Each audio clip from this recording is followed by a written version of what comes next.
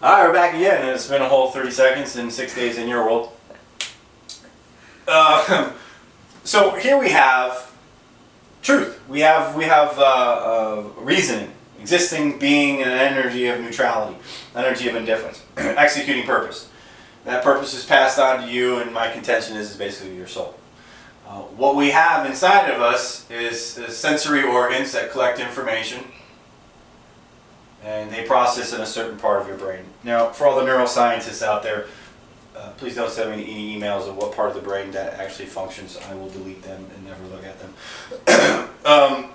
None of this is literal. This is a definition of what cannot be measured by a magnet. It cannot be measured by an electrograph, a spark that's occurring as a neuron fires, and the delusion that we are electrical creatures when we are chemical creatures.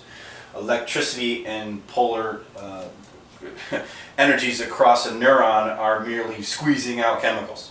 We are not electrical beings, we're chemical beings, and the electrical process that we register is not life itself, it is just a mimicking of that process. My contention is that what is reasoning, what is the connection to truth, this position of zero inside of us, is what we can work on. We'll make it green. Whoever is going to research what the color green means and send me a nasty email, forget it. So, truth. Our relative human mind, all of our senses that are applied, our writing skills, our reading skills, our mathematics skills, our speaking skills, all these things are learned functions that sit on and exist in one position in the mind. Singular reasoning, the story here, he calls it a first CPU, a one position drive.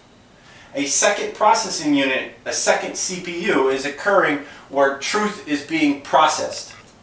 Now, the floors of enlightenment that I spoke about, the floors of enlightenment, these floors are merely your individual ability to translate this information. This is what reasoning is. It's an abstract capacity to take truth and apply it to your relative world. Now, all things are seen as polar. We got our zero position of reasoning running through this floor of reality. We've got our positives and our negatives here. But what is actually occurring here is not a polarity. It is a trinity. There's a trinity. There's three objects occurring here. There's three objects occurring here. Now we're going to grow on this. To easily understand your world, it is a polar way of measuring. We do this too much because of the way we're educated in separating mathematics in one pile and the written word is another, when they are actually one form of language, one being literal, the other being abstract. We then compound this problem to think that this is the world right here. It is just pluses and minuses and there's no truth anywhere. There is a singular truth, though, constantly giving form and function to all things. Giving purpose, assigning it off of necessity. This is occurring here. There is a trinity of energies in exchange here. Now, I'm reserving the right to expand on this at a later time. This is merely information to disprove what is known, rip it to the ground, and rebuild it properly of what could be understood.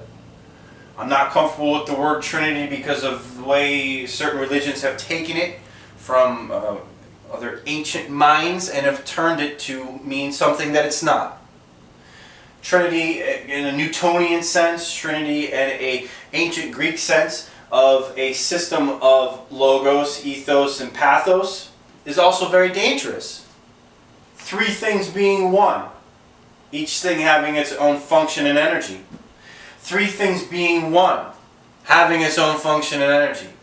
This is not the Father, the Son, and the Holy Ghost here. That theology and that concepts do not fit properly into any logical terms, and we'll show that when we get into metaphysics and theology later. This is, how does three separate energies interact with themselves to be one?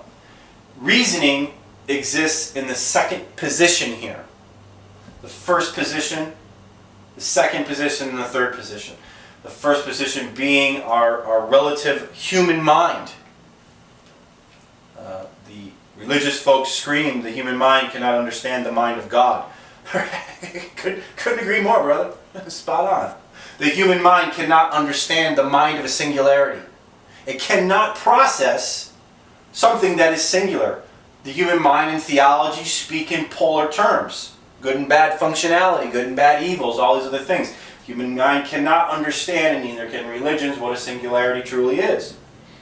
You can see that through their execution of polar virtue systems. Reasoning is our gift. Reasoning is your ability to move up your floor of enlightenment. As you learn the art of reasoning, you grow your ability to interpret and unlock the doors of truth. This is the goal the Greeks have put towards us. This is the goal that the people that were far before the Greeks in North Africa and Egypt and in the Asias were putting to each other. Unlocking enlightenment does not mean what you think it means. It means simply understanding what you already know. You must learn the language of truth through the act of reasoning to be able to apply it to your relative world. This is what we talk about when we move through a motion of truth within the relative world that we live in, and we move ourselves to a next floor of enlightenment. We learn how to diagnose and understand our world better through translations of what we already know, what is already given in us. We're going to stop here. We're going to dig into this more. We're going to understand what the consciousness is more. All this information can be found at singularreasoning.com. I will see you probably in 13 seconds. It may be a day in your world.